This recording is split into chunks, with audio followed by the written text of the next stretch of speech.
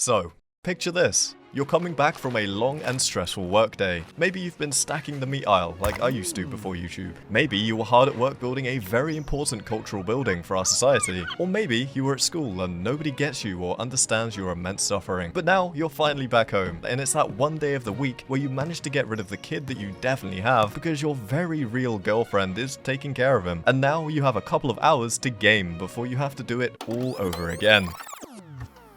So, what should you play? Well, your choices are Game A, an FPS game with heavily grindable features, such as a leveling system that rewards you with new weapons, challenges to complete, and earnable rewards to show off on your player card, camos, and other tiered progressive objectives to complete over the course of your time playing the game. Sure, the gameplay isn't the best on the market, but it makes you feel good when you earn the reward you were grinding for the past week. And sometimes, cool skins come out that you can buy in the store. There's a bunch of different game modes to play, and every session can be different than the last one if you want it to be. Or, alternatively, you could play Game B. Easily the best gameplay in any FPS game you've ever played. I mean, this game gives you a massive rush whenever you pull off a great play. Though that doesn't happen very often since the skill gap is so incredibly high, and your measurement of how good a play is gets stricter and stricter the better you become at the game. Besides grinding to become a better player, there's nothing else really to play for. No side objectives, no grindable content, and you don't always have a rank squad, which means there's only one other meaningful mode for you to play in public lobbies, in which you just endlessly cycle playing games hoping for a pinch of the excitement that you used to feel playing a few years ago.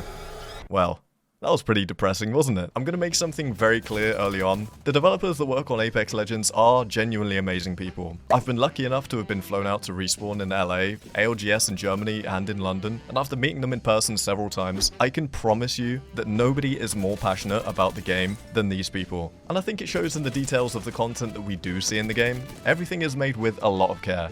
But it's no secret that Apex's player count has been steadily declining for a while now, and as a day one player who's been actively playing the game for the last 5 years, making a living from doing stupid goofy challenges and yapping my terrible opinions on legends and metas, I think I have a pretty good idea of why that is. So I'm going to explain my take on why Apex is struggling, why people are leaving, and what it means for me and my channel. And no, I'm not going to go through the entire history of Apex like 9 million other Apex YouTubers already have. I'm talking about the game we play today. Everyone has an opinion on why Apex isn't booming like it used to, but it usually boils down to matchmaking sucks, there are too many cheaters, we need new legends and weapons, we need a new map, there are not enough LTMs and modes. And sure, all of these things are definitely affecting how fun the game is to play, and adjusting or fixing them can absolutely make the game better.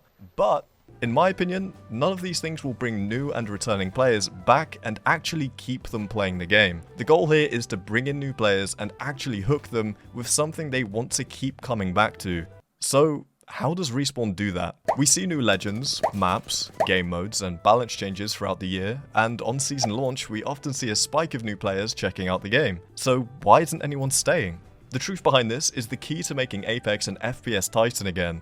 Sorry, Titanfall fans, that was too easy. In my opinion, the answer Apex and its player base has been looking for, even if they don't realize it, is grindable content. Seriously, you won't believe how many issues this would solve. In Apex, we have 26 legends, 29 weapons, a customizable banner system with badges, custom trackers, and legend poses. We have stickers for healing items, dive trails, music packs, and load screens. In other words, we literally have everything we need to create a system to engage players for extremely long periods of time in this game. Currently, each legend has a set of 18 challenges to complete. These challenges are completely copy and pasted across all of them and have been in the game since it first launched back in 2019. We have a weapon mastery system which was implemented in Season 17, and while this was absolutely a step in the right direction, it was poorly implemented and lacked the core components to make it as good as it could have been. Primarily the rewards being boring and uninteresting to grind for, and the way weapon XP is being rewarded being extremely unengaging. I know some of the weapon trials were a bit weird too, but I actually think these are fine if they were added in a slightly different way. What Apex Legends is currently lacking is a compelling reason for players to actually get on the game and play. I feel like for the longest time now, we've had a whole bunch of cool stuff added to the game, but no reason to play it for longer than a couple of games. Players need something to build towards. They need to be able to come off the game after a long session and actually feel like they've achieved a goal and feel good about it. We need a reason to be excited to play the game. My solution to this, in theory, is pretty simple.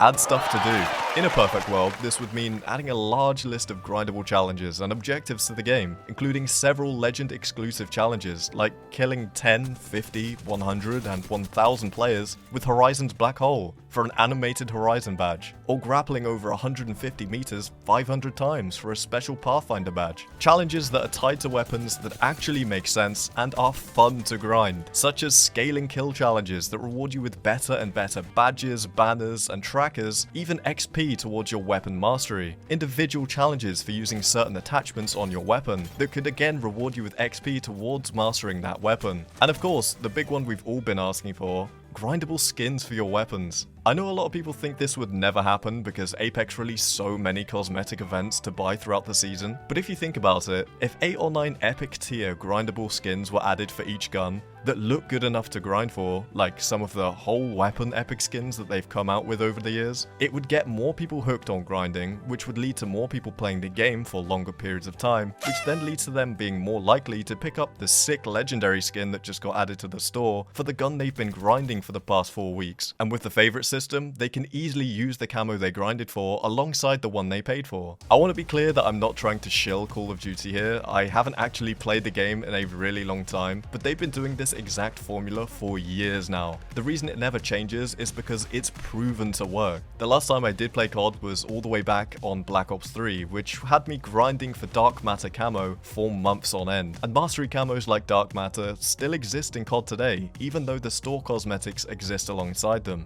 It's because they keep people playing the game.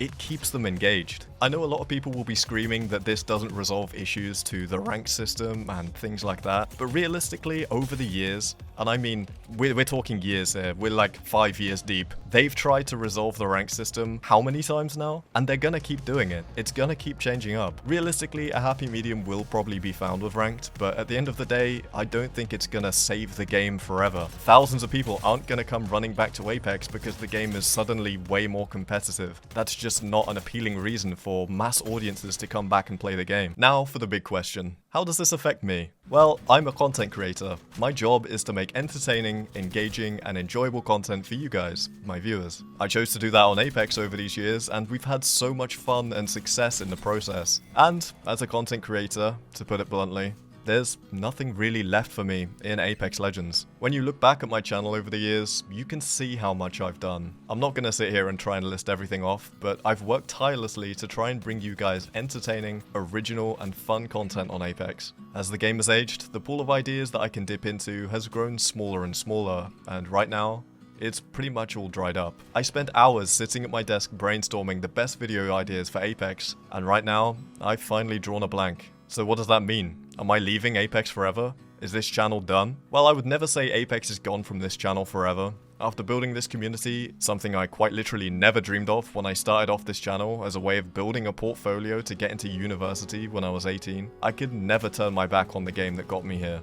But change is important in life, and so with that in mind, I'm finally allowing myself to post other games on this channel. They will be games that appeal to some of you and not to others. They'll always be FPS titles, and I'll do my best to make them as high quality as possible, so that even if you're not a die-hard fan of the game I'm playing, you can still enjoy my content. And if you decide it's not for you, that's totally okay too. This year, in 2025, I'm making some big changes in my life. While I haven't always uploaded as frequently as I might have liked on this channel, I haven't been slacking during that time. I've been researching, building up a massive mind map of YouTube and where I want to go, and preparing for the launch of an entirely new separate channel this year. I've even recorded and scheduled my first few videos for that channel, and while I don't want to hype it up too much, it's easily up there with my favorite work I've ever made. I'm not going to shout it out right now because I want it to grow naturally, but when the time's right, I'll drop the link for everyone here who wants to support my new channel. So in short, this channel isn't going anywhere. There will be change, but I hope you'll see it and be as excited for it as I am. I've never been so pumped to be a creator, and I can't wait to show you what's in store.